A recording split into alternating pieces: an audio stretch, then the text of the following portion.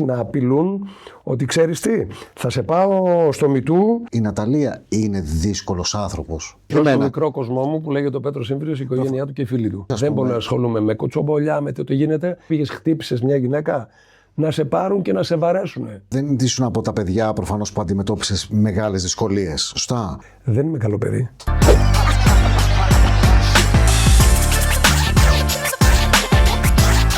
Λοιπόν, σήμερα στο First Talk έχω την τιμή και τη χαρά να φιλοξενώ έναν άνθρωπο που έχει κάνει πάρα πολλά πράγματα εδώ στην Ελλάδα.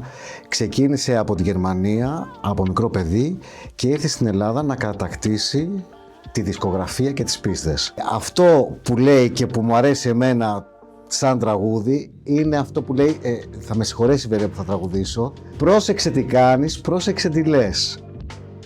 Πέτρος Σύμβριος. Μπράβο. Πέτρο μου, δεν το ξέρω. Μπράβο μου και μπράβο σας. Θα σου πω, έχω ένα κακό συνήθειο, δεν θυμάμαι ποτέ τα τραγούδια.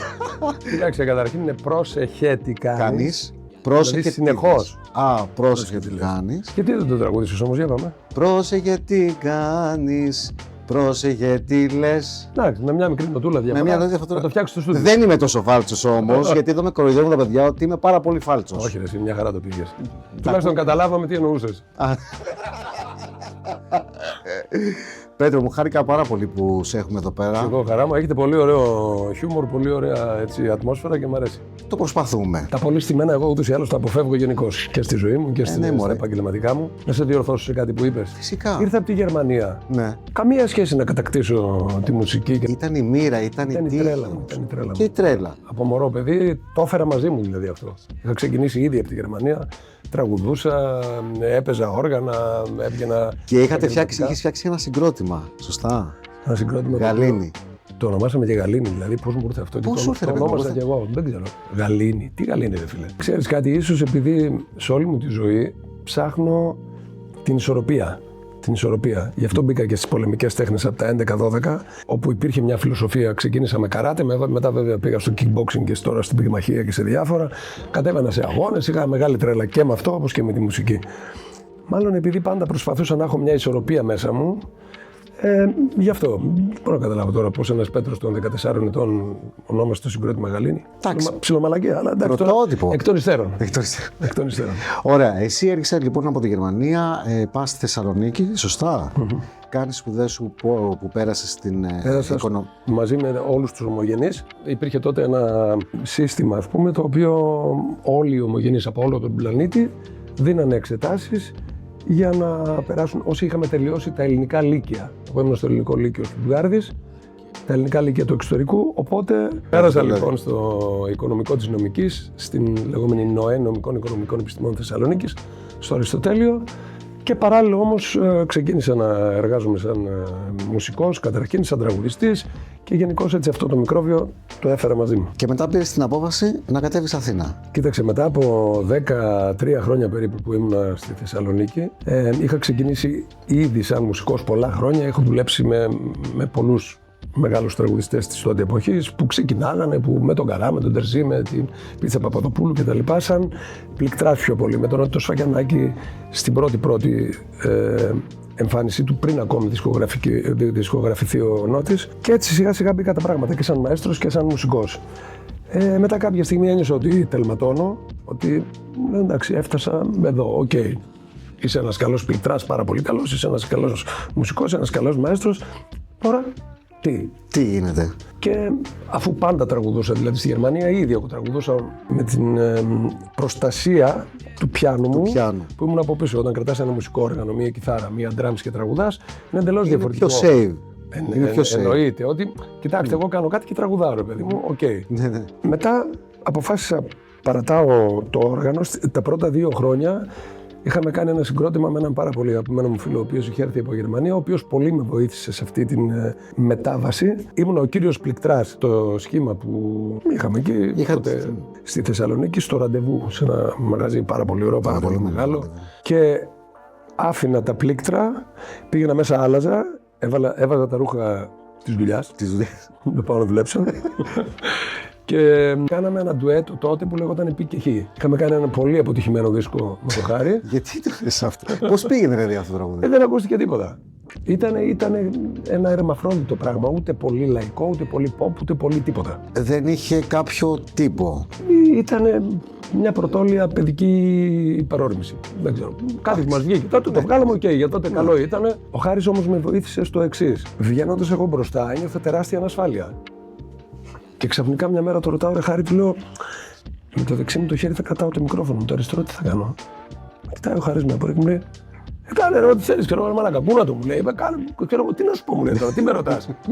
Δηλαδή δεν ήξερα πώς να στηθώ, πώς να περπατήσω, πώς να κάνω στην πίστα, που ήταν πολύ περίεργο, παρόλο που είχαμε και την κάλυψη ενός τεράστιου μπαλέτου.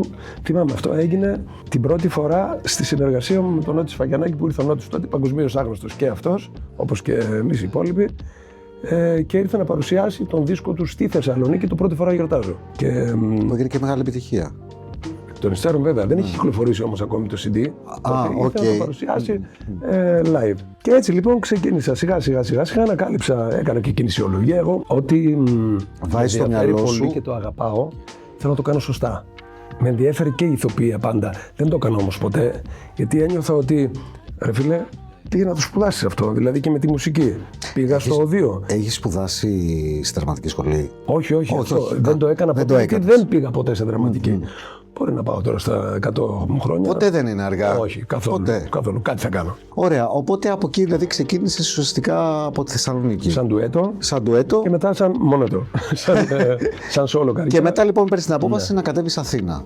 Ναι, το 1995 έκανα μαθήματα με την Τζούλη Δημασίνο, φωνητικές και αυτά. Ήταν και πολύ αγαπημένη μου φίλη και φωνάρα και την αγαπώ. Η Τζούλη μου είσαι μοναδική στον κόσμο. Η Τζούλη λοιπόν με σύστησε στην τότε BMG, που ήταν παραγωγός ο Γαβρίλης ο Πατζής, εκ των υστέρων πολύ αγαπημένος μου φίλος, έχει φύγει βέβαια. Τώρα είμαστε πάρα πολύ φίλοι και με το γιο του που και τον Κωνσταντίνο το γνώρισα. Πήρε λοιπόν, ο Κωνσταντίνος είναι συνθέτης καταπληκτικός, έχει γράψει πάρα πολλές επιτυχίες, από τους καλύτερους ενορχιστρωτές στην Ελλάδα, να το πω και αυτό. Και ήρθανε πάνω στη Θεσσαλονίκη που δούλευα σε ένα μαγαζί που λεγόταν Κόρους.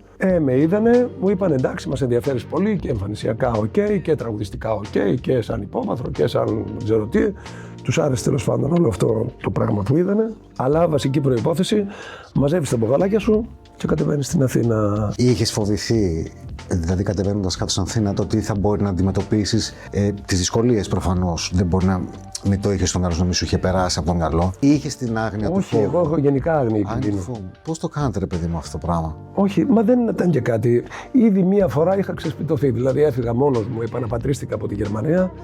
Ήρθα στη Θεσσαλονίκη όπου δεν γνώριζα κανέναν, μόνο τον ξαδερφό μου, τον Αποστόλη τον Ήμβριο και τη γυναίκα του, οι οποίοι και με φιλοξενήσανε στην αρχή και άρχιζα μια καινούργια ζωή. Οκ, adventure.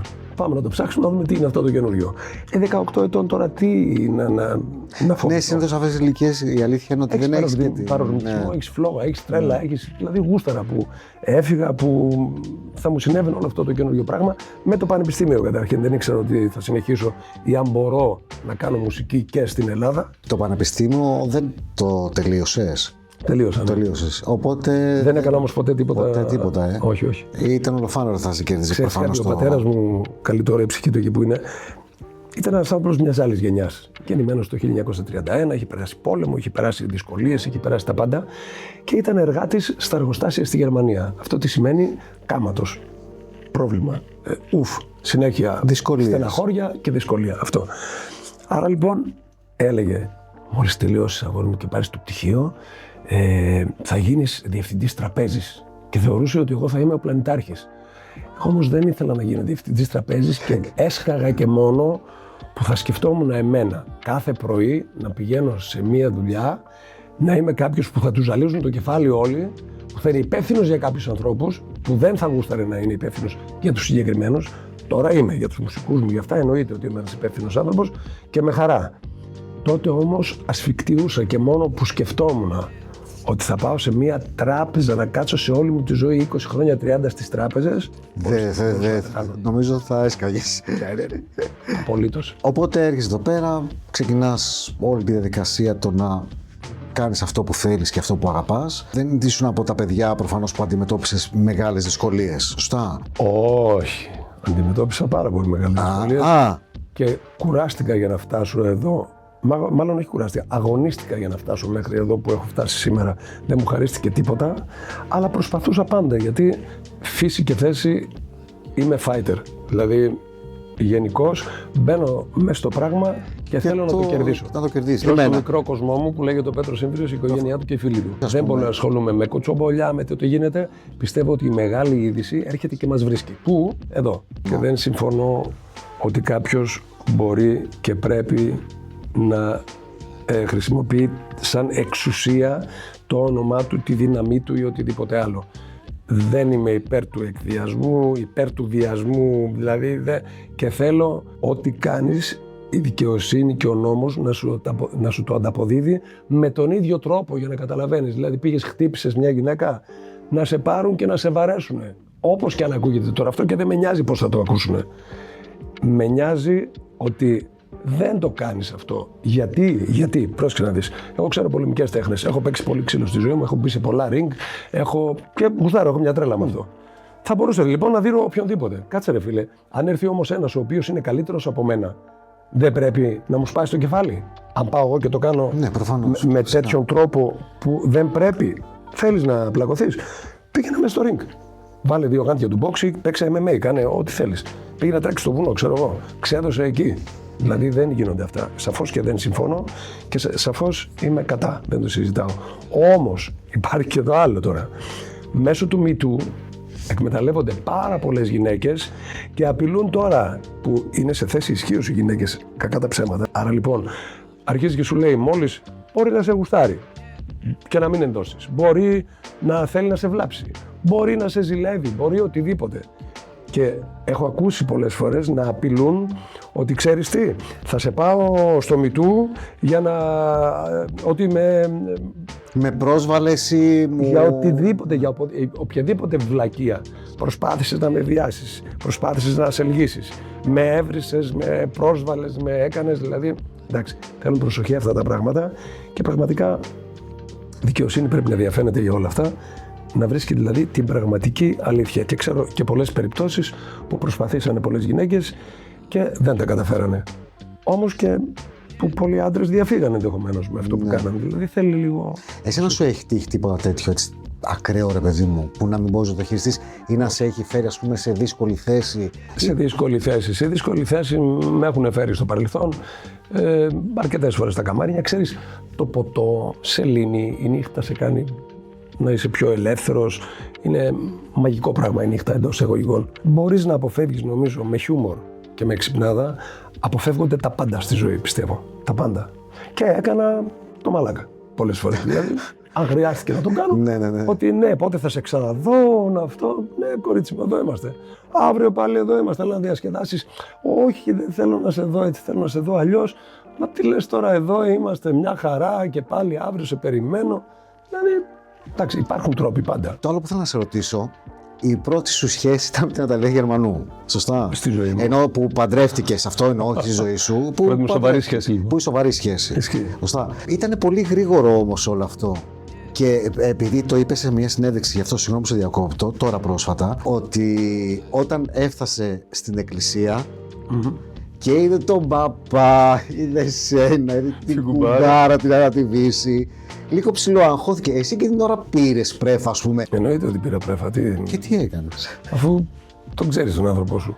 Τίποτα. Αυτό που έκανα πάντα με την Ναταλία. Προσπαθούσα να την κατευνάσω, να την έχω σε ηρεμία και να δει τα πράγματα με τα δικά μου ενδεχομένως μάτια. Γιατί εγώ πάντα λέω δεν είναι τίποτα άξιο να κάψεις και να ματώσεις την ψυχή σου. Η Ναταλία όμως είχε και αγοραφοβία, δηλαδή παντρευτήκαμε σε πολύ στενό οικογενειακό κύκλο με τους γονείς μου, με την αδερφή μου, με τους γονείς της, με την Άννα Βύση, τον Νίκο Καρβέλα που η Άννα ήταν και κουμπάρα μας, με τον Αντώνη Ρέμο και την Κέντη Γαρμπή και δεν θυμάμαι αν ήταν και κάποιος άλλος. Ήμασταν σε πολύ καραντίνα κατάσταση. Πήγαμε μετά, φάγαμε σε ένα μαγαζί στο Κολονάκι και όλα καλά. Είχε ανησυχίες η Ναταλία και δεν ξέρω. Και η αλήθεια είναι ότι, να το πω και αυτό, δεν γονάτισα και έκανα πρόταση γάμου. Βγήκε έτσι. Σε μια αυθόρμητη στιγμή. Παντρευτούμε, γιατί όχι. Επίσης είπε ότι σου είπε μετά από πολλά χρόνια παραδέχτηκε τα λάθη της. Και αυτή ξέρει τα δικά μου λάθη και εγώ τα δικά της. Είχαμε παντρευτεί, ήμασταν 5 χρόνια παντρεμένοι, είναι 1-2 χρόνια σχέση κτλ. Παιδάκι μου, ξέρεις τι, όταν Ότι είσαι τη με έναν άνθρωπο και συγχώρησες τον ουσιαστικά. αγαπάς. Ναι. Τι να συγχωρήσω, ότι δεν είμαι ο Θεός. Δηλαδή, τι να συγχωρήσω. Σου λέω ότι είπε η ίδια. Δεν το είπα εγώ. Ναι, αλλά Δεν θα έπαιρνα. αφού δανείζεις όμως αυτά που είπε, Τα δανείζομαι. πρέπει να παίρνεις και θέση. Να πάρω θέση. Κοίτα, ένας άνθρωπος που ενδεχομένως μπορεί να αισθάνεται κατά αυτόν τον τρόπο ότι ο άλλος τον συγχωρεί, είναι πολύ όμορφο πράγμα και να παραδέχεται τα λάθη. Δεν είναι Εαυτό άσχημο. μας πρέπει να συγχωρούμε, Στρατή. Και αλήθεια το λέω αυτό. Δηλαδή, αν εσωστραφείς και δεις τα λάθη σου και προσπαθήσεις να τα εξομαλύνεις, να τα αγαπήσεις ενδεχομένως, γιατί πολλές φορές κάνουμε λάθη και γουστάρουμε. Ναι, ναι. Λες, αυτό το ξανακάνω. Τρέχω με το αυτοκίνητο, ξέρω εγώ. Γουστάρω, ρε παιδί μου, τρέχω. Ωραία, οπότε λοιπόν πρέπει να συγχωρούμε τον εαυτό μας, να ψάχνουμε τα δικά μας λάθη, να τα διορθώνουμε εμείς. Το να σου πω εγώ, έχεις ένα λάθος, Στρατή, δεν θα το καταλάβεις ποτέ. Το να σου πω, κόψε το τσιγάρο, δεν θα το κόψεις ποτέ. Το να σου πω. Και με το δάχτυλο και σε αυτό το έτσι που το συγχαίνομαι, πρέπει να βρει ο καθένας τι είναι καλό για τον εαυτό του. Για μένα, καλό είναι να κλείνουμε σε ένα στούντιο και να κάθομαι 25 ώρες την ημέρα εκεί μέσα. Για εσένα, μπορεί να είναι αυτό που είπαμε πριν την τράπεζα. Ναι. Θα μπορούσα να πεθάνω μες στην τράπεζα. Στο στούντιο όμως, εσύ μπορεί να έρθεις και να πεις: όχι, ρε φίλε, και κάθεσαι εδώ μέσα 20 ώρες. Εγώ ξεχνάω το χρόνο, ξεχνάω τα πάντα, χάνομαι εκεί μέσα. Δηλαδή, είναι η αγάπη μου. Άρα, εσύ δεν με καταλαβαίνεις εμένα, άρα δεν καταλαβαίνεις το ενδεχόμενο λάθος μου. Και μπορεί να είναι και λάθος. Αν και είναι ευχαρίστηση όλο αυτό. Για μένα. Εγώ πάω, κοπανιέμαι μέσα στο ring. Πάω και σηκώνω βάρη. Έχω τρέλα. Εσύ μπορεί να πεις: ρε φίλε, εγώ δεν σηκώνω με τον καναπέ μου. Δηλαδή, τι χαζός είσαι. Άρα δεν είναι το καλό το δικό σου, δεν είναι καλό δικό μου. Ναι, ισχύει. Και ένα καλό που είπε έτσι η Ναταλία Γερμανού είναι ότι έχω τον Πέτρο, έχω 2 κόρες και ένα γιο με 2 μαμάδες. Κοίταξε, η Ναταλία είναι οικογένεια, ρε παιδάκι μου. Είναι οικογένεια. Τώρα, όσο κι αν μας λένε είστε Σουηδία, είστε Νορβηγία, είσαστε Δανία. Εγώ δεν το. Άμα οι άνθρωποι τα βρίσκουν. Ο κόσμος μπορεί να το λέει. Δεν, από πού να το ξεκινήσω. Είναι 2 άνθρωποι μαζί, κατ' επιλογή τους. Προσπαθούν, περνάνε καλά τα πρώτα χρόνια, κάπου αρχίζει και ευθύνη όλο αυτό, χάνεται ενδεχομένως ο ερωτισμός, η επαφή. Ξέρεις, στην αρχή βγάζεις τον καλό στον εαυτό. Πάντα σε μια σχέση. Ισχύει. Μετά σιγά καλείσαι να είσαι εσύ ή ανακαλύπτει ο άλλος ποιος είσαι. Γιατί πολλές φορές είμαστε όλοι χαϊ, τι ωραία που είναι η ζωή. Μετά όμως τα καθημερινά προβλήματα. Όταν έχεις και παιδιά, ακόμη πιο σοβαρό το θέμα και ακόμη πιο πιεστικό. Άρα λοιπόν, προχωρώντας, βλέπεις ότι δεν στο ταιριάζει αυτός ο άνθρωπος. Δεν σου έχει σκοτώσει όμως τη μάνα. Όχι. Ούτε σου κλείψει την περιουσία, που εντάξει, και περιουσίες και βλακίες εγώ δεν τα έχω περίπολου. Άρα λοιπόν, κοινή συνενέση που λένε για το διαζύγιο, λες, το λύνουμε. Εντάξει. Ό,τι και αν έχει γίνει, Έγινε. τελείωσε. Μας έχει λήξει και εσένα και εμένα. Άρα λοιπόν, όταν δεν χρωστιέσαι σε κάποιον, οικονομικά, ψυχολογικά, σεξουαλικά, ψυχικά, πνευματικά, δεν σου χρωστάω, δεν μου χρωστάς, πάμε παρακάτω με αγάπη. Και όταν έχεις αγαπήσει αυτόν τον άνθρωπο, δεν μπορείς να τον αδειάσεις. Δηλαδή δεν μπορείς να τον βγάλεις από τη ζωή σου. Με τα προαναφερθέντα, έτσι. Φυσικά. Όχι να σου έχει κάνει ένα τεράστιο κακό. Που εντάξει, και ποιο να είναι το τεράστιο κακό δηλαδή. Ναι. Το ξεπερνάς. Αν το δουλέψεις, το ξεπερνάς. Άρα λοιπόν, προχωράς και τον αφήνεις πίσω από την καθημερινή σου ζωή.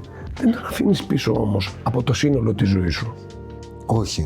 Γιατί πέρασες με αυτόν τον άνθρωπο πράγματα, ένιωσες, έζησες, έδωσες, πήρες και πραγματικά και έχω δώσει και έχω πάρει και στους 2 προηγούμενους γάμους μου και πιστεύω και στον τωρινό γάμο. Άρα λοιπόν την θεωρώ οικογένεια την Ναταλία, είναι η οικογένειά μου. Νομίζω και η ίδια το βλέπεις και. Ναι, για να είπε και αυτό που μου είπες, εγώ δεν το έχω διαβάσει, δεν το έχω ακούσει. Πραγματικά είναι πάρα πολύ τρυφερό γιατί βλέπεις, παιδί μου, ήσασταν μαζί, χωριστήκαν οι δρόμοι σας και αυτό εγώ το βρίσκω πολύ τρυφερό.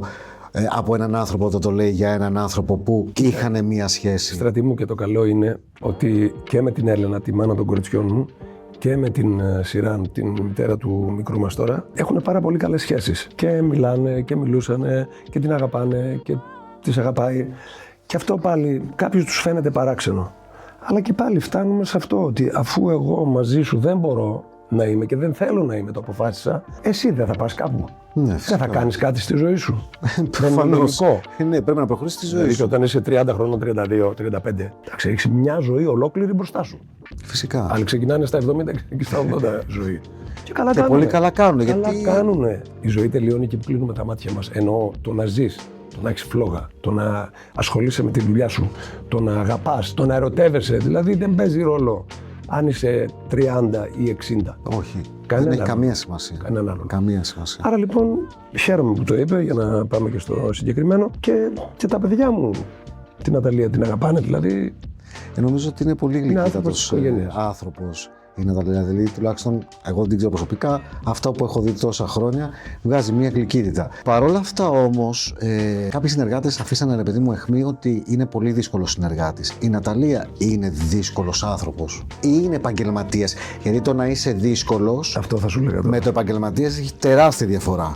Το να απαιτείς από τους συνεργάτες σου να είναι σωστοί και επαγγελματίες στο χρόνο τους, στην προσφορά που θα σου κάνουν, δεν ξέρω, στη συνεργασία, εν πάση περιπτώσει.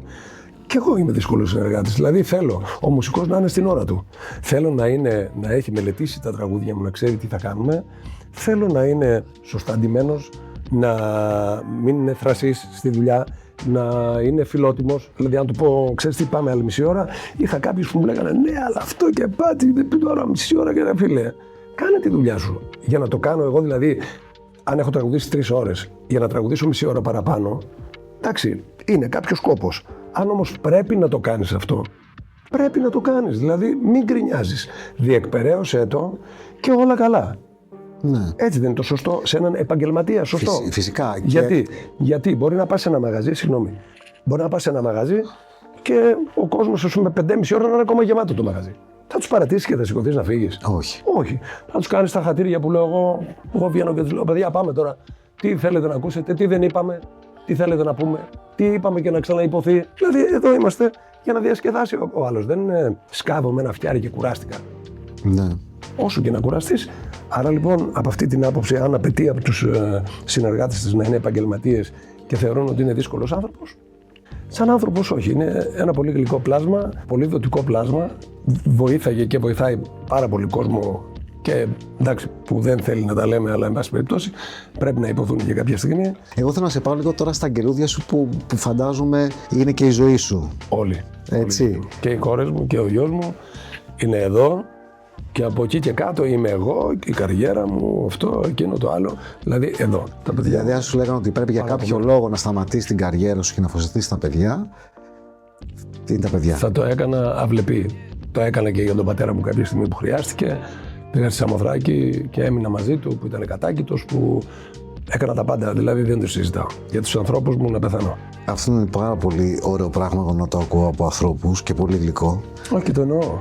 Γιατί δυστυχώς δεν είναι όλοι οι πατεράδες ή οι μανάδες να έχουν αυτό το σκεπτικό. Και εσείς όταν το Δυστυχώς, ακούς πολύ. όπως το είπες. Δυστυχώς. Και είναι και πολύ σπάνιο. Και ιδίως το ακούς από ένα πατέρα. Κοίτα, ό,τι δώσεις θα πάρεις. Στα παιδιά σου, αν δώσεις αγάπη, αν έχεις υπομονή, αν είσαι εκεί, αν δώσεις παρουσία, που αυτό είναι το σημαντικό. Και αυτό θέλουνε. Εννοείται. Τα παιδιά τι θέλουν, δηλαδή? Αγάπη. Λεφτά, θέλουν αυτοκίνητα, θέλουν αγάπη. τίποτα. Να είσαι εκεί, να τα αγκαλιάζεις. Ο μικρός μου τώρα είναι, έλα να παίξουμε, έλα να κάνουμε. Αν εγώ τον αφήσω και ασχολούμαι όλη την μέρα με την τρέλα μου, ο μικρός δεν θα έχει τίποτα να θυμάται από τον πατέρα του. Άρα πρέπει να είμαστε εκεί. Δεν τα παρατάμε όλα, εννοείται. Προφανώς. Ούτε παίζουμε όλη την ημέρα με τα παιδιά, ούτε όμως. Αλλά όταν σε έχουν σε μια συγκεκριμένη φάση τη ζωή τους ανάγκη, θα είσαι εκεί. Θα είμαι και πριν δημιουργηθεί η ανάγκη και κατά τη διάρκεια και μέχρι να λύσουμε το πρόβλημα, το όποιο πρόβλημα. Το έχω εξηγήσει και στις κόρες μου 100 φορές από μικρές και θα το μάθει και ο μικρός αυτό, ότι ό,τι πρόβλημα και να έχουμε, ό,τι και να συμβεί στη ζωή σου, το χειρότερο πράγμα, θα έρθεις στον μπαμπά και στη μαμά. Δεν θα πας πουθενά αλλού και εμείς θα το λύσουμε μαζί, ό,τι και αν είναι αυτό. Ό,τι και αν είναι. Έχεις ανησυχίες για τα παιδιά?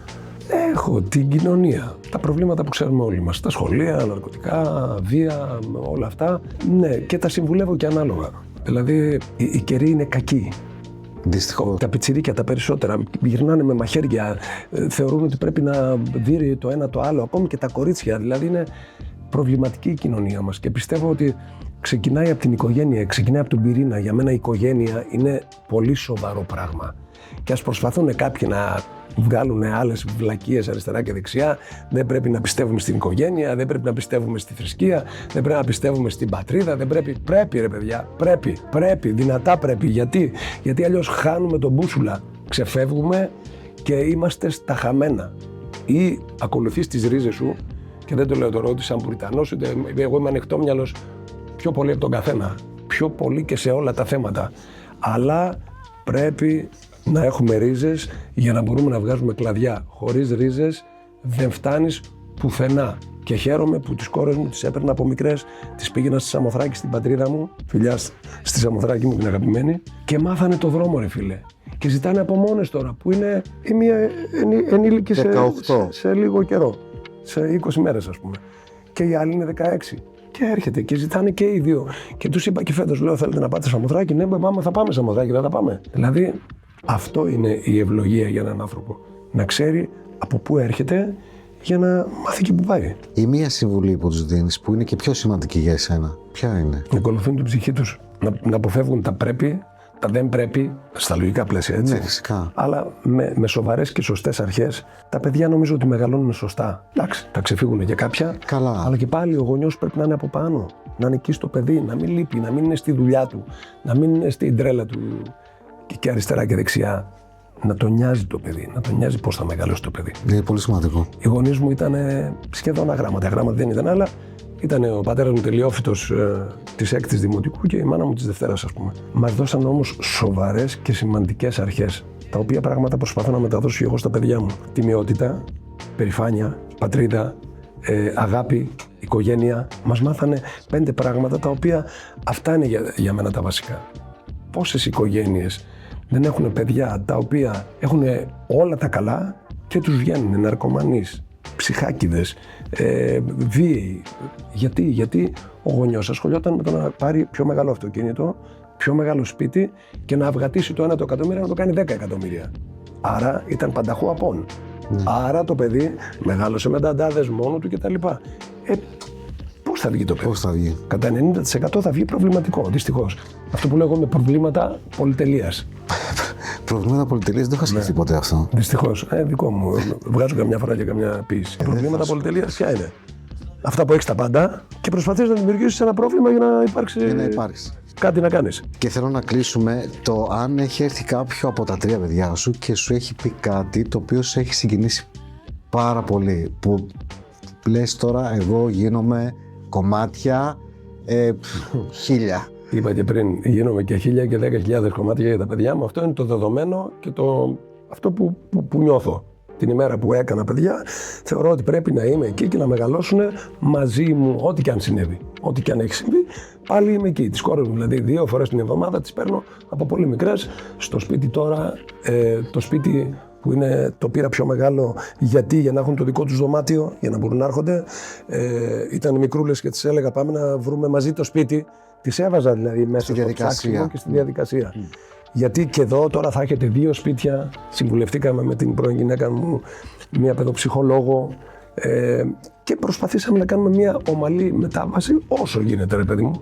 Πάλι μπορεί να νιώσει το παιδί χωρισμένο γονιών, όμως αν του το κάνεις πολύ πιο εύκολο και πολύ πιο όμορφο, το αφομοιώνει καλύτερα. Τώρα τι μου έχουν πει πολλά πράγματα, σαν μωρά, λέγανε. Ένα παιδί μου που μπορεί να σε έχει συγκινήσει πάρα πολύ και να έχει κυλήσει, ας πούμε, το δάκρυ. Όχι τόσο πολύ, όχι. Αλλά έχουν πει πάρα πολλά ωραία πράγματα. Δηλαδή, έχουν, θυμάμαι, ιδίως από την παιδική ηλικία, εκεί μεταξύ 2 και 3 που αρχίζουν και μιλάνε, μέχρι τα 6, 7, 8, 10. Αλλά δεν χρειάζεται να πούν κάτι τα παιδιά. Και μόνο που υπάρχουν να μου πεις, ισχύει. Αν θες να κλείσεις με ένα τραγούδι, με ένα ρεφρέν, θα κάνω έτσι. Και γουστάρεις και θέλεις. Θα πω και ένα ρεφρέν τώρα, που είναι ένα καινούργιο μουζεμπέκικο που έχω γράψει τη μουσική εγώ και τους στίχους ο Γιάννης ο Λιόντος. Θα το ακούσουν για πρώτη φορά εδώ? Το οποίο λέει, όχι, έχει κυκλοφορήσει, αλλά αντιπροσωπεύει. Ωραία. Ο τρελός της γειτονιάς σου είμαι εγώ, που κοιμάται κάθε βράδυ στα σκαλιά σου, που μιλάει μόνος του με το Θεό, με κατάντησες τρελό της γειτονιάς σου. Πρόσεχε τι κάνεις, πρόσεχε τι λες, πρόσεχε την 7η απ' τις 10 εντολές. Πρόσεχε τι κάνεις, πρόσεχε που πας, πρόσεχε πως φέρεσαι στο στρατή που αγαπάς. Ευχαριστώ πολύ. Ευχαριστώ. Θέλω όλοι καλά. να σε ευχαριστήσω πάρα πολύ. Είσαι ένας γλυκύτατος άνθρωπος. Ευχαριστώ. Να είσαι καλά. Και πολύ καλός πατέρας και εμένα μου αρέσουν αυτά. Προσπαθώ να είμαι όλοι καλός. προσπαθούμε. Προσπαθώ να είμαι καλός σε όλα και να σου πω και κάτι. Αυτό το ακούω πολλές φορές. Ότι είσαι καλός άνθρωπος, είσαι καλό παιδί. Δεν είμαι καλό παιδί. Αν με πειράξεις, θα σε πειράξω. Είμαι όμως όπως πρέπει. Δηλαδή, τι πρέπει, άνθρωπος. Τι σημαίνει άνθρωπος? Σημαίνει να είμαι καλός με τους ανθρώπους γύρω μου, να είμαι δοτικός, να αγαπάω, να αφιερώνομαι, να αφοσιώνομαι, να δίνω και να είμαι σωστός. Το σωστό το ξέρουμε όλοι, δεν χρειάζεται να το αναλύσω. Όχι, δεν χρειάζεται. Άρα λοιπόν δεν είμαι καλό παιδί. Είμαι όπως πρέπει να είμαστε. Θέλω να πεις στην κάμερα ποιος θέλεις να είναι ο επόμενος εδώ καλεσμένος. Λοιπόν, ο επόμενος τραγουδιστής ή τραγουδίστρια που θέλω να έρθει εδώ. Όλους θα ήθελα βασικά να τους φέρετε, αλλά. Λοιπόν, θα πω Τριαντάφυλλο, που είναι πάρα πολύ φιλαράκι μου. Θα πω από την παλιά φουρνιά τη δικιά μου Γιώργο Δασκουλίδη, ενδεχομένως. Και να πω και μια κοπέλα που μου αρέσει πάρα πολύ τελευταία, κάνουμε πολύ παρέα. Της έχω γράψει και ένα νησιώτικο στίχο μουσική. Είναι η Ηλιάνα Ζέρβα. Και αυτήν θα ήθελα να την ακούσετε, γιατί είναι αξιόλογη και πρέπει να βοηθάμε και τα νέα παιδιά. Τι άλλο, κλασικά τον Στέλιο Καζατζίδη, τον Στράτο Διονυσίου, τον. Δεν υπάρχουν αυτοί. Τον Οικονομόπουλο που υπάρχει, τον Αργυρό, τον Ρέμο, τον. Εντάξει. Φέρτε εσείς και ο κόσμος να ακούει νέα πράγματα. Πέτρο μου, ευχαριστούμε πάρα πολύ. Εγώ ευχαριστώ, να είστε καλά. Γεια σας. Φεύγω, πάω για κούρημα.